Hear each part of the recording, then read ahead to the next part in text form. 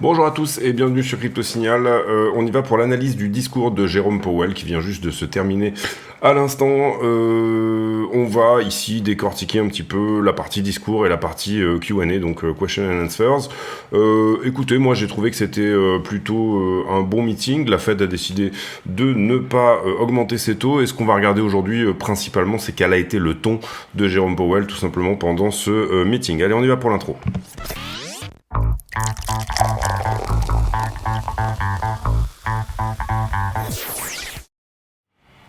Alors, on a eu donc cette conférence de presse de Jérôme Powell. Principalement, ils nous ont donné à peu près le même communiqué, quasiment au mot près de ce qu'on avait eu eh bien sur le dernier meeting, celui qui avait eu lieu, vous le voyez ici, le 20 novembre. Ici, si on regarde vraiment, on est quasiment sur les mêmes mots, on est sur un copier-coller quasiment parfait de ce qui s'est été dit au 20 septembre. Bon, concrètement, pas de hausse de taux, on s'y attendait un petit peu. Il y aurait pu y avoir une surprise, parce qu'on a eu quand même une inflation qui nous a donné quand même un petit peu quelque chose de flat sur le dernier reading, la dernière data qu'on a eue, celle qui considérait le mois de septembre. En l'occurrence, je cherche ma charte ici. Je cherche ma charte, que voilà. Doit être ici, voilà.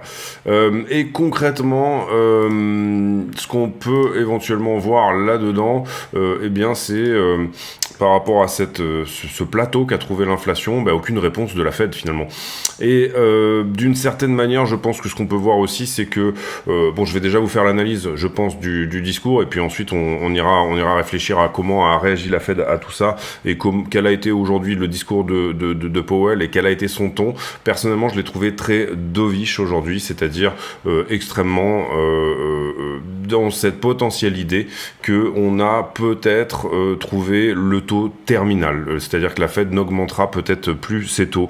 Donc il rentre en scène en expliquant le truc habituel, c'est-à-dire que la Fed a un mandat pour tout simplement que l'emploi soit au maximum et que l'inflation reste à 2%. Ils vont continuer à baisser leur bilan, donc vendre plus ou moins les securities qu'ils ont en leur bilan, toute la partie, on va dire, quantitative easing, on continue le quantitative tightening. Aujourd'hui, ils font une pause sur les taux, mais ils continuent à diminuer leur bilan. Ils nous expliquent qu'ils vont avancer doucement, qu'ils vont encore une fois procéder meeting par meeting et qu'ils vont attendre plus de data. On a eu un rating de tout ce qui était GDP, donc le PIB, un peu à l'augmentation. On voit des dépenses des ménages qui ne se calment pas. On avait eu les datas sur la consommation qui continue finalement à augmenter. Par contre, on a un secteur de l'immobilier qui se calme, un investissement des fixed investment sur les business, donc sur les entreprises qui se calment également.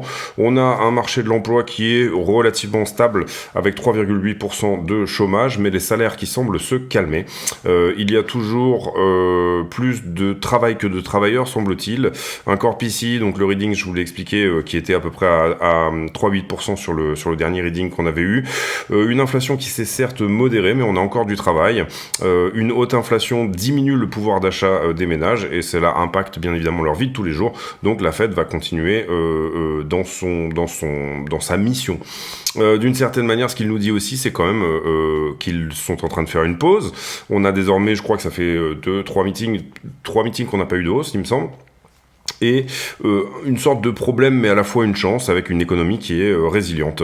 On peut augmenter plus, mais on est dans une zone de risque qui, pour le moment, fait qu'on va attendre les datas pour avoir des données sur le marché du travail et la croissance économique. On attaque les questions, vous le voyez, c'était plutôt assez bateau, c'est un peu le discours qu'il nous donne habituellement. Et la première question, on va dire, elle a lieu sur plus ou moins les taux très hauts à 10 ans. Ici, Powell nous explique que oui, effectivement, quand il regarde l'inflation, on a bien baissé, mais l'inflation est trop haute. Que oui, effectivement, quand on regarde le marché du travail, il s'est un petit peu calmé, mais que ça n'est pas assez. Que quand on regarde le marché de la croissance, enfin toute la partie croissance, on va dire plutôt, et PIB, elle s'est un petit peu calmée, mais c'est également pas assez. On ne peut même pas vraiment dire qu'elle se soit calmée ici. Donc s'il observe, lui, c'est les conditions de crédit. Effectivement, les taux à 10 ans ne peuvent pas être vus comme le seul fait de la Fed. Et ne peuvent pas être vus comme d'une certaine manière, on va dire, le fait que tout simplement les gens front-run ce que va faire la Fed.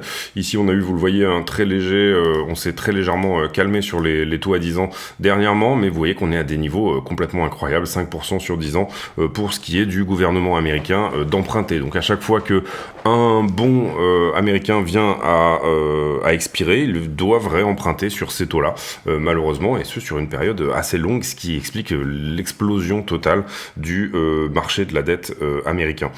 Le fait également qu'on soit à peu près désormais à 8% sur 25-30 ans aux États-Unis pour acquérir une maison pose de vrais problèmes, et on a finalement un marché effectivement du foncier qui est plus ou moins au point mort. Deuxième question, en décembre, si jamais en décembre vous ne faites pas de hausse, est-ce que ça veut dire que c'est la fin de la hausse, c'est-à-dire qu'on a atteint ce niveau terminal finalement sur les taux? Et là Powell nous répond, en fait en décembre on aura plus de 2 readings au niveau des data, on aura de la data qui va tout simplement nous donner 2 readings en plus, à la fois sur le chômage et à la fois sur l'inflation, donc je peux pas réellement vous parler de ce qu'on va faire en décembre. Maintenant, on pourra toujours augmenter, même après une pause de 3 ou 4 meetings, c'est-à-dire il nous dit, même en plein milieu d'année prochaine, si on considère que c'est important d'augmenter, on pourra le faire, donc ne voyez pas ici une pause, y compris si jamais en décembre on venait à poser à nouveau, ça ne voudrait pas dire tout simplement que le taux terminal a été atteint. Est-ce que la baisse du bilan, donc la vente de toutes ces obligations que la Fed avait acquis en imprimant, est un substitut à la baisse des taux? Ça, c'est la question suivante, c'est-à-dire, est-ce que le fait de faire du quantitative tightening, vous considérez que c'est une forme de substitut effectivement à la baisse des taux? Non, pas du tout, et en l'occurrence, ici, on voit que les conditions sont suffisamment restrictives. Pour le moment, rien n'indique une récession, donc il continue finalement à dumper ses obligations et ses securities sur le marché, à réduire le bilan. Question suivante, pourquoi est-ce qu'on doit avoir une croissance sous la trend? Puisque dans son discours, Powell a dit il va falloir qu'on ait une croissance below trend potential ou quelque chose comme ça, c'est-à-dire sous le potentiel de trend, c'est-à-dire ce qu'on a normalement habituellement, la trend qu'on a de long terme, de très long terme. Pourquoi est-ce qu'on doit nécessairement avoir ça? Et là, Powell nous répond, c'est comme ça que ça marche. On est effectivement assez surpris de la résilience de l'économie américaine, mais nous, nos data, elles doivent nous montrer une certaine forme, quelque part, de début de récession ou quelque chose, entre guillemets, qui nous dit qu'effectivement, on a assez augmenté les taux et qu'on est en territoire restrictif. Question suivante, est-ce que on peut envisager qu'on ne fera plus qu'une seule hausse si jamais on doit la faire, et quel est votre avis tout simplement par rapport à ça? Et ça, Powell répond un petit peu en touche, il dit que nous on regarde à chaque fois la photo globale avec le comité, on voit l'inflation en ce moment qui baisse, et on a un petit peu cette surprise que l'économie effectivement est extrêmement résiliente, et donc si on n'a pas de récession, pour nous c'est plutôt une bonne nouvelle, c'est plutôt une bonne chose, mais on ne parle pas du tout encore ni d'augmenter beaucoup plus, ni de baisser beaucoup plus. Pour le moment, la question, elle est plutôt de dire à combien de temps on va rester dans cette zone finalement assez restrictive. Question suivante, est-ce que finalement vous n'arrivez pas dans un biais un peu neutre, c'est-à-dire pas de hausse en plus, mais pas de baisse non plus, et Powell là répond, effectivement, il répond d'une certaine manière, on commence à se poser la question de ne pas augmenter plus. C'est pas vraiment ce qu'il a dit, c'est mal formulé de ma part, mais d'une certaine manière, on voit qu'il est quand même assez dovish dans sa manière de montrer les choses, en tout cas, et de dire, c'est comme s'il voulait s'expliquer du fait qu'il ne soit pas à ce meeting-là en train d'augmenter les taux. On sait qu'en ce moment, et là moi c'est personnellement, c'est pas ce que dit Powell, mais on sait qu'en ce moment les marchés sont quand même assez fébriles. D'une certaine manière, je pense que ils ont surtout énormément les yeux sur finalement quel est le consensus. Et finalement, quand on a des consensus où la Fed nous dit qu'elle va effectivement augmenter les taux, eh bien Powell va un petit peu dans le sens du marché. En tout cas, c'est ce qu'on a vu dernièrement. Et quand la Fed, comme c'était le cas aujourd'hui, nous disait que quand le sondage nous disait que la plupart du marché pense que la Fed allait faire une pause, et bien à ce moment-là, on a effectivement la Fed qui fait une pause. Donc Powell qui essaie de ne pas trop cracher les marchés, et je pense qu'en année de préélection, ça fait partie d'une certaine manière de ses prérogatives, on va dire, politiques. Question suivante, par rapport aux facteurs géopolitiques et le fait que le Moyen-Orient est plus ou moins en train de s'embraser et les prix du pétrole. Il dit qu'effectivement, ça pose des questions.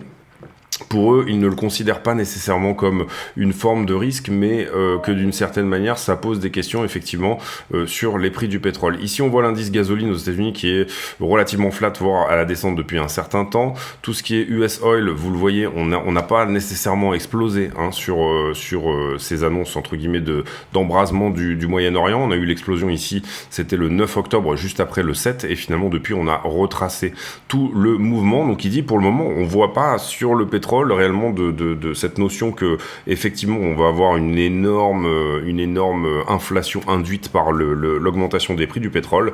On s'est posé également des questions sur le shutdown. Vous savez qu'il y a presque eu un shutdown du gouvernement américain, c'est-à-dire que on a quasiment ici eu en fait une administration américaine qui s'est arrêtée, et finalement bon, ça a été voté juste avant. Il y a des solutions qui ont été posées.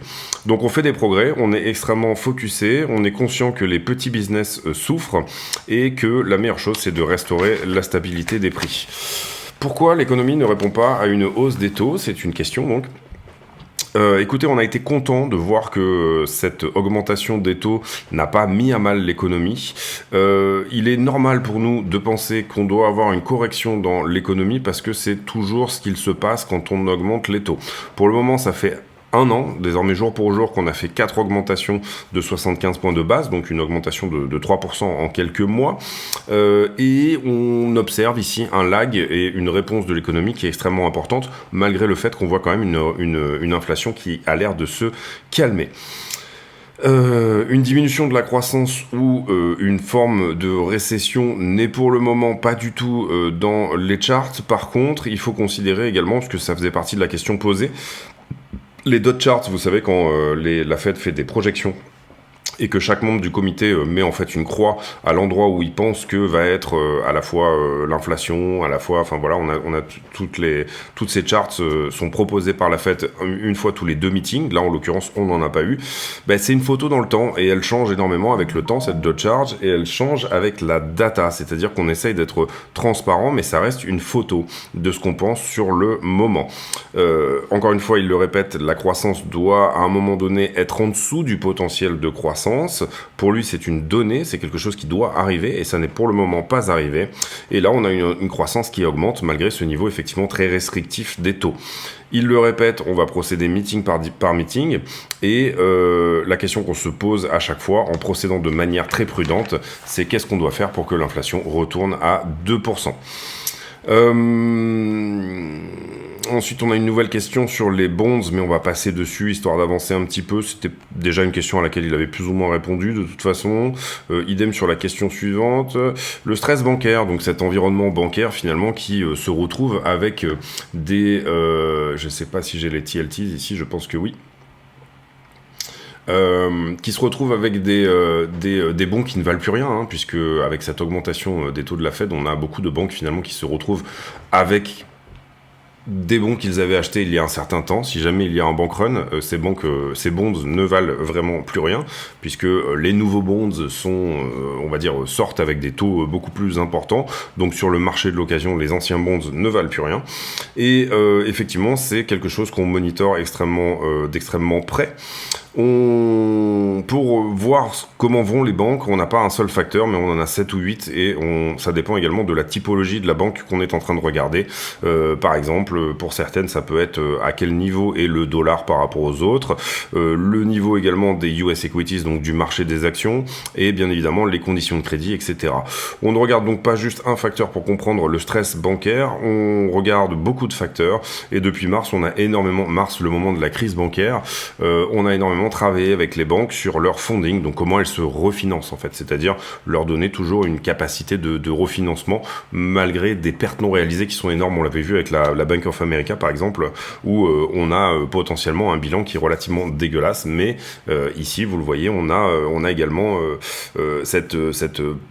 une poignée de banques qui certes a fait faillite, mais en gros une Fed qui est venue au secours de ces banques-là, d'une partie de ces banques-là, ou en tout cas qui a garanti les épargnants pour ne pas avoir effectivement un bank run. C'est plus ou moins ce qu'il s'est passé. Ensuite, les debit cards, c'est-à-dire tout simplement le fait que les Américains sont en ce moment sur à un niveau où ils sont extrêmement endettés sur leur debit card. Vous savez qu'aux États-Unis, vous pouvez faire un crédit directement en passant finalement à la ce qu'on appelle des crédits revolving, c'est-à-dire à la machine à carte bleue. Si vous n'avez pas l'argent sur votre compte, vous pouvez l'emprunter systématiquement. Et en l'occurrence ici, il dit qu'ils ont été assignés par le Congrès pour une mission pour essayer de faire une proposition là-dessus, et que là, en effet, on est sur des niveaux qui commencent effectivement à être un petit peu critiques.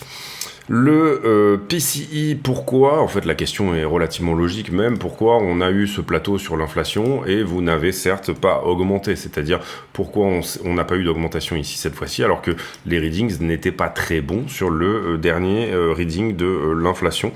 Powell dit, je pense que le progrès est fait. Les taux d'inflation en septembre nous a effectivement donné un niveau flat, mais on a fait des progrès. Je pense que demain d'ailleurs on fera l'étude de l'inflation du mois d'octobre, puisque c'est quelque chose que je fais en général en début de mois, donc on fera toute la partie Trueflation et d'essayer de voir quel pourrait être le CPI, prochain CPI qui va sortir autour du 10, je sais pas exactement en novembre à quelle date il est, mais on fera tout ça ensemble demain.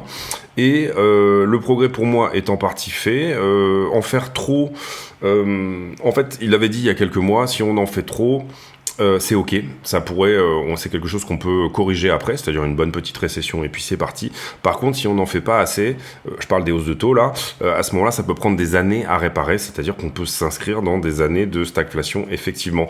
Et là, il commence à dire, cette donnée que je vous avais dite il y a effectivement un certain temps, on commence à être vraiment dans cette zone où on sent que le risque entre faire trop ou faire pas assez est à peu près équilibré, c'est-à-dire que si jamais on en fait trop, ça peut faire même plus de mal que de ne pas en faire assez, d'où l'explication de cette pause finalement sur ce problème-là. La question suivante, elle est sur justement le funding des banques et le stress bancaire. La question consistait à dire en gros, est-ce que vous allez continuer ce programme en mars prochain?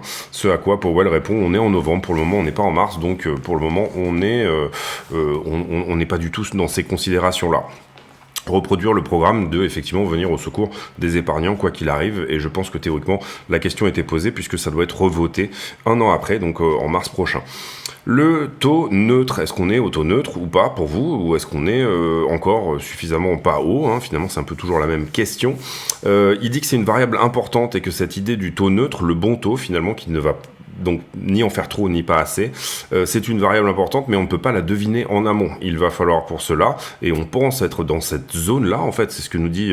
en fait, Powell, finalement, nous dit on va poser probablement à ce niveau-là. Enfin, moi, je l'entends comme ça, et puis on va voir. Ça fait déjà 3 meetings ou 2 meetings que c'est le cas, et puis dans ce cas-là, à ce moment-là, ils ont le sentiment d'être pile-poil au bon niveau, et juste que d'y rester un certain temps pourra permettre tout simplement à l'inflation de diminuer. On doit avoir des data pour ça, et on a tous ensemble, on est un comité, on a un consensus à trouver par rapport à ça. L'inflation des salaires, c'est-à-dire est-ce que les salaires augmentent plus ou moins, et là je vous invite vraiment à suivre, et ce sera vendredi, le taux de chômage et surtout les US hourly wage. Donc ça sera et les hourly wage year over year, c'est-à-dire est-ce que les salaires sont finalement en train d'augmenter. Powell nous dit que les salaires augmentent certes, mais ils augmentent moins qu'avant, et depuis 18 mois, il y a des progrès très sérieux sur les augmentations de salaires. Même à un niveau de plein emploi, on voit que en gros, puisque le problème du plein emploi, c'est que finalement, vous allez avoir des salariés qui vont vous demander à être payés plus, tout simplement, pour rester. En l'occurrence, ça peut provoquer une spirale des salaires, c'est-à-dire que on augmente les salaires pour garder ses employés, cette augmentation des salaires fait que la demande est plus importante et que donc du coup on a des prix qui augmentent également. Il nous dit en tout cas que la donnée du marché du travail devient de plus en plus importante pour lui. Du risque d'en faire trop ou pas assez, encore une fois, ça fait 18 mois. Il y a 18 mois, on avait peur de ne pas en faire assez, et aujourd'hui, on atteint un point où on gagne un peu plus en confiance sur le fait que les risques sont moindres et qu'il y a presque plus de risques d'en faire trop que de ne pas en faire assez. Donc un discours assez dovish, encore une fois, pour moi, c'est un discours assez dovish que je lis entre les lignes là-dedans. Powell ne peut pas dire on va faire une pause et puis finalement après on fera une rate cut dès qu'il y aura un problème. Mais c'est plus ou moins ce qu'on peut lire entre les lignes. Nous regardons l'inflation refroidir sur le marché du travail. Il se peut qu'on arrive à ces niveaux où une hausse des salaires finalement n'augmente pas les prix. Très bonne question, et du coup j'ai trouvé qu'il l'avait pas très bien répondu. Enfin, en tout cas à mon avis, c'est quelque chose que ce genre de personne, que la question doit se poser ensuite. Très bonne question, c'est est-ce que finalement il y aurait pas un changement structurel dans la consommation, c'est-à-dire tout simplement pourquoi les politiques de la Fed ne marchent pas, parce que l'américain moyen se dit bon bah nos futurs, j'ai eu le Covid l'an dernier, que sais-je, j'ai failli crever, ou je ne sais pas, ou j'ai eu peur, voilà, et c'est un petit peu, vous savez, il y a des études qui sont prouvées dans les aéroports, les gens dépensent plus dans les duty free parce qu'ils vont prendre un vol tout simplement, et il y a cette espèce de peur de mourir, donc plus de dépenses juste avant, et c'est pour ça qu'il y a beaucoup de dépenses, on va dire somptuaires dans les duty free. Je m'achète une Rolex, je m'achète un beau parfum, il y a la culpabilité de partir déjà, d'être loin de la famille, donc on achète un cadeau pour le retour, mais il y a aussi cette potentielle peur de l'avion qui s'exprime dans la consommation.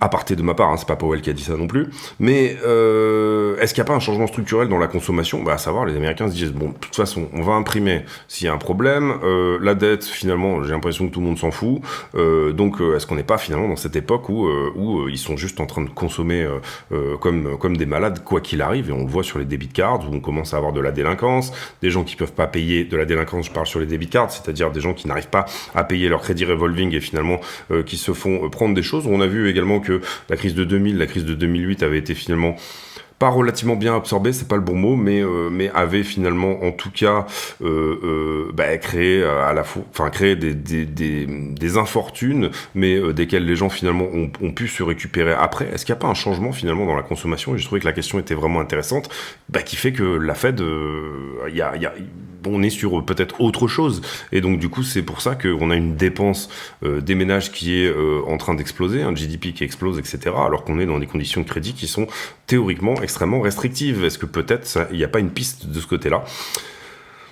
Powell nous répond, les ménages n'ont plus beaucoup d'épargne. En tout cas, on est en train d'essayer de monitorer ça et de comprendre ça. Quelle partie de l'épargne qui avait été accumulée peut-être pendant le Covid est en train d'être dépensée en ce moment, au moment où il y avait beaucoup de liquidités. Les gens continuent à effectivement dépenser, mais on voit que les salaires agrégés sont finalement légèrement plus forts que l'inflation. Ce cycle est effectivement assez unique, c'est la réponse que a Powell. Et dernière question sur Israël-Hamas et les prix du pétrole à nouveau. Là, Powell nous dit que ça soit un conflit régional, mondial, ou un conflit simplement qui se cantonne, on va dire, à le conflit Israël-Hamas. Pour le moment, les prix du pétrole n'ont pas répondu, et ça je vous l'ai déjà dit tout à l'heure. Le FOMC ne peut pas agir sur ce point, mais elle peut en tout cas l'intégrer comme un risque. Et voilà, c'était la fin de ce meeting. Alors on fait un petit point sur Bitcoin pour voir un petit peu comment il a réagi, et la réaction n'a pas été incroyable, si ce n'est que cet après-midi, on a quand même eu un dump de à peu près $1000. On va se mettre ici comme ça, et on va se mettre comme ça. Alors en l'occurrence, voilà, on a eu un petit dump de $1000 qui là est visiblement en train d'être récupéré. Personnellement, j'avais un short ouvert, mais j'étais au-dessus de ce point-là, donc je l'ai pas eu celui-ci, c'est-à-dire que je pensais qu'on allait dépasser ici 35,3, et en l'occurrence on est juste venu entre les deux mèches, vous le voyez ici, avant de faire ce dump. Dommage, parce qu'il aurait été assez facile à dérisquer derrière, il y aurait eu vraiment quelque chose à prendre de ce côté-là. C'est pas grave, on l'a loupé à quelques dollars, ça ne fait rien, il y en aura d'autres. Après, donc du coup on a eu effectivement ce dump, le discours relativement dovish finalement a peut-être permis de se reprendre un petit peu derrière. Finalement, le discours, il a eu lieu par ici, 19h, 19h30. Donc pour le moment, on est en train de latéraliser. Ce qu'on peut dire effectivement sur la structure, c'est que pour le moment, si on devait faire un triangle rectangle, on est en train de potentiellement le tenir. On a retouché ici et on a retouché ici. Ça, c'est juste une mèche. Donc a priori, on n'a pas closé cette trend, on va dire. On peut peut-être légèrement la mettre... non, mais non, elle est bien comme ça, c'est très bien. Et voilà, en ce qui concerne Ether, BTC, on a eu en revanche une appréciation. On peut pas encore dire que la structure est retournée, mais par contre, on a eu une belle appréciation d'Ethereum. J'ai posté hier ou aujourd'hui, je sais plus si c'était hier ou non, c'était aujourd'hui, le fait que vendredi dernier, le gouvernement US a accusé réception du dépôt de Grayscale sur Ethereum, c'est-à-dire que le fonds, le trust ETHE a désormais 240 jours pour être accepté ou refusé, ce qui nous emmènerait au 23 juin 2024. Cette demande, elle avait été faite en partie en amont. Et ici, ce que j'explique, en tout cas c'est mon avis, on parle de 3 millions de TH qui sont discountés à moins 20%, puisque c'est ce que ce dont dispose Grayscale à ce stade. Donc long terme, c'est plutôt bullish sur Ethereum si jamais un ETF spot également sur Ethereum devait être accepté, mais c'est plutôt bearish à court terme, tout simplement parce que l'argent qui éventuellement c'est de l'argent qui n'ira pas dans Ethereum. Si les gens se jettent à corps perdu sur des achats de ETHE, à ce moment-là, c'est de l'argent qui n'ira pas dans Ethereum. Donc on a ici quelque chose éventuellement à trouver. Je trouve que Ether est un très bel outil pour faire un ETF spot puisqu'il offre un yield, c'est-à-dire qu'il y a un rendement en Ethereum, vous le savez, sur les Ethereum stackés, et il répond en partie à des considérations environnementales puisqu'il est proof of stake depuis de merge. Donc on va voir si les institutionnels se placent éventuellement sur Ethereum. Il va falloir une sacrée demande pour absorber à la fois la demande pour un ETHE et à la fois la demande éventuelle pour de l'Ethereum au spot. Donc du coup, c'est ce que j'expliquais dans mon tweet. N'hésitez pas à nous rejoindre sur Twitter si jamais le cœur vous en dit. En tout cas, ici, on est venu au-dessus de la zone de liquidité qui était celle-ci. Je trouve que la charte d'Ethereum est plutôt jolie pour pousser plus haut.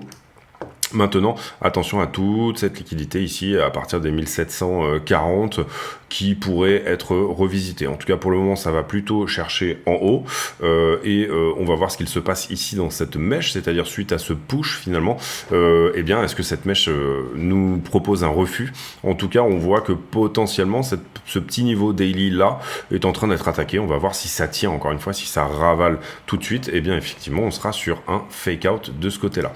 En ce qui concerne le total, j'ai déjà fait cette analyse aujourd'hui, mais je vous la redonne aujourd'hui puisqu'il y a eu un petit peu de modification, on va dire. Pourquoi ça? Parce que c'est très poussif au niveau du total global, d'accord? C'est très poussif pour le moment, ok? On n'a pas d'explosion au-dessus du total. Par contre, on peut dire qu'il y a des niveaux qui commencent plus ou moins à se hard closer en weekly et qu'on a peut-être potentiellement ici un début d'ouverture du total au-delà de ce niveau-là. En tout cas, depuis hier, vous voyez que ça n'a pas repoussé en bas. On a commencé la semaine, on était juste en dessous, c'est-à-dire que ça, on était juste là, pardon. On est passé en dessous au lundi et puis ensuite on s'est repris. On va voir si ça casse, ça serait bien que ça casse parce que ça voudrait dire que le gâteau crypto dans sa globalité est en train de grossir et pas seulement Bitcoin. Et ça voudrait dire ok, il y a de l'argent frais qui arrive désormais, on l'a vu en partie, les prémices de ces choses-là, notamment par l'engagement sur le CME, le Chicago Mercantile Exchange qui est quasiment passé devant Binance en termes d'engagement. Léger repli aujourd'hui en tout cas cette semaine et aujourd'hui également de la Bitcoin dominance. Je pense ici qu'on va peut-être, si jamais ça se mettait en place, ça serait une bonne chose, assister finalement à une petite rotation de Bitcoin vers Ethereum et les altcoins. C'est une possibilité qui existe maintenant pour le moment.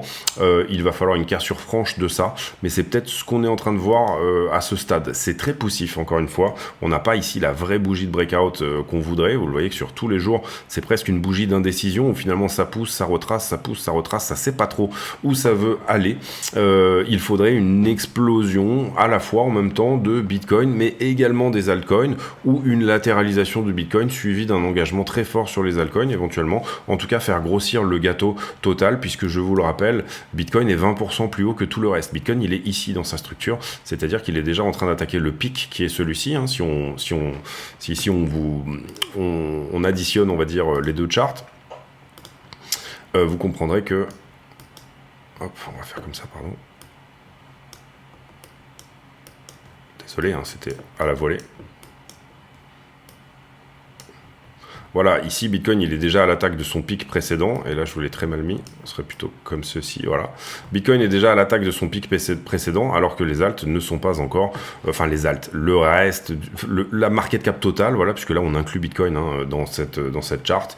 Si on regarde le total 3, c'est-à-dire à l'inverse, toutes les alts et Bitcoin dans une Bitcoin qui est enlevé, déduit des autres alts, vous voyez que si on enlève Ethereum et Bitcoin de ce total-là, et également les stablecoins, vous voyez que les alts se reprennent très bien, on a une très belle structure de retournement. On est là ici, et c'est là où je mettais rejet potentiel parce que c'est un point de contrôle, donc attention à un rejet sur cette zone-là, mais on est actuellement finalement en train de montrer un joli rebond sur les alts et peut-être qu'un rebond sur Ethereum est à prévoir à partir de ce stade-là. Est-ce qu'on refait de la liquidité ou pas? Non, je pense pas. On va pas passer. On va aller vite fait, juste quand même refaire un petit point là-dessus. Sur les bulles, à minima, Et les bulles de liquidité, qu'est-ce qu'on peut voir ici dans ce cadre-là? Beaucoup de positions ouvertes en longue tardivement, on les a relativement bien annihilées. Ensuite, on repart vers le haut pour prendre la zone de liquidité qui, je pense, se termine à peu près ici au 34,7. Personnellement, j'aimerais bien que ça pousse plus haut parce que je serais toujours friand d'ouvrir un short ici sur la zone des 35,3, pardon. Maintenant, on voit qu'il y a une très belle zone ici également à venir chercher en bas. Donc ce short, on l'a peut-être juste loupé. Il faudra voilà, reprendre un ticket, se remettre dans la queue pour éventuellement prendre le prochain. Mais ça sera peut-être pas sur cette zone-ci. En 12 heures, sentiment plutôt shorter, je dirais, hein, toujours comme cet après-midi, je crois. Et puis sur la 7 jours, on n'a pas de changement notable, j'imagine. On est venu croquer un bout, vous le voyez ici, et attaquer le point chaud, hein, et ça j'en avais parlé cet après-midi, de dire qu'on allait probablement faire ça, c'est-à-dire attaquer ce point chaud là. Et puis derrière, en fait, finalement, on vient prendre un peu de liquidité intermédiaire juste en dessous de ce niveau-là. Donc ça, c'est intéressant. C'était plus ou moins ce qu'on avait mis en avant cet après-midi. Pour le moment, je vois de la liquidité intermédiaire plutôt se mettre vers le haut. Donc... Étant donné que le discours était assez dovish, je dirais pourquoi pas monter même légèrement au-dessus de mon point d'entrée, là où je vous parlais ici des 35,4, 35,5. Peut-être pourquoi pas revenir prendre le point chaud à nouveau ici, puisqu'on a de la liquidité intermédiaire qui se trouve assez fraîche et qui se trouve être sur la zone supérieure dorénavant. Étonnant qu'on soit pas allé visiter le point chaud qui était celui-ci, autour des 33,9. On s'est réveillé avant. Peut-être que la continuation ici elle est baissière. On va sur le BTC, on fait la conclusion de cette vidéo. Alors on a eu ce qu'on voulait par rapport à ce qu'on avait mis en avant cet après-midi en tout cas. On va aller sur les petites TF. On a eu ce qu'on voulait par rapport à ce qu'on voulait cet après-midi, sous-entendu on est allé visiter, on est allé croquer un peu de liquidité dans cette zone là. Là, cette structure, pour moi, elle semble peut-être plus corrective, c'est-à-dire je m'attendrais peut-être à un dump supplémentaire et désormais à croquer celle-ci. En tout cas, de ce que je vois, voilà, dans la manière qu'a le prix de bouger. Maintenant, aucune certitude, et je vous ai montré ici, peut-être que 35,4 pourrait être touché, mais je vois quand même bien ici plutôt le fait d'aller en bas en premier. C'est-à-dire un push vers le bas, un push vers le haut. Maintenant, en termes fondamentaux, le discours de Powell, encore une fois, pour moi, je l'ai trouvé très dovish, et j'ai trouvé que c'était peut-être plutôt une bonne chose. J'ai pas regardé ce que disait S&P sur le même moment, mais en tout cas, voilà, vous avez mon avis et ma façon de lire les choses. On est en horaire ici, on est en 15 minutes, ouais, très bien. Oui, bah, ça a plutôt poussé pendant le meeting également. On va voir ce que ça dit ici de ce côté-là. Est-ce que ça, c'est une structure de retournement au niveau, vous voyez que le S&P arrive sur résistance ici au 4254, je pense que ça peut passer. Je pense qu'on va peut-être avoir un petit retracement haussier sur le S&P. Maintenant, attention, si vous regardez les FOMC, en gros, ils ont toujours lieu à peu près sur les tops ici et après ça descend. Donc voilà, attention à ça, ça pourrait corriger à partir de là également. Mais je serais plutôt pour un rebond ici sur le S&P que autre chose. Surveillez bien ce qui se passe au Moyen-Orient, surveillez bien aussi, je dirais, les histoires avec Binance pour voir s'il n'y a pas de chat dans la gorge du côté de CZ. Je sais pas si chat dans la gorge, c'est pas la bonne expression, mais vous m'aurez compris. Et puis voilà, à partir de là, j'espère que cette vidéo vous a plu. C'était ma petite synthèse comme c'est la tradition du discours de Powell. Alors sincèrement, on a eu les trucs habituels, hein, finalement, ça a été du Powell tout craché. Maintenant, pour moi, vraiment, j'ai une lecture assez dovish de tout ce qu'il a dit. Je sais pas si le marché va penser comme moi, hein, encore une fois. On peut peut-être voir ici dans les probabilités ce que se dit le marché dorénavant. Le marché nous donne en probabilité extrêmement importante le fait qu'on reste finalement à ce taux-là et qu'effectivement ça soit le taux terminal, c'est-à-dire qu'il n'y ait plus de hausse de taux dorénavant. Il nous donne également une probabilité de pivot autour de juin 2024, donc on couperait les taux à ce moment-là et puis ensuite finalement qu'on redescende à minima jusqu'au 4,50 d'ici la fin 2024. Donc le marché voit peut-être des choses un petit peu plus lente que moi. Personnellement, je pense que la Fed va pivoter avant, mais c'est personnel. On regardera aussi les readings. Suivez bien, je pense, vendredi, le taux de chômage. On veut que ce chômage augmente un petit peu. On veut que ce chômage augmente un petit peu et on veut que les hourly wage soient au consensus ou en dessous. D'ailleurs, quels sont les consensus pour le taux de chômage pour vendredi ? On va les trouver. Vendredi, les consensus. On a un consensus qui dirait que le chômage resterait à 3,8. Ça serait vraiment bien qu'on soit au-dessus. Et les hourly, vous voyez qu'on a un consensus qui nous dirait 0,3, c'est-à-dire une très légère augmentation des hourly wages. Ça serait très très bien qu'on soit en dessous également pour les prix de BTC. Je regarde en même temps et j'en profite pour vous dire quand aura lieu le prochain CPI.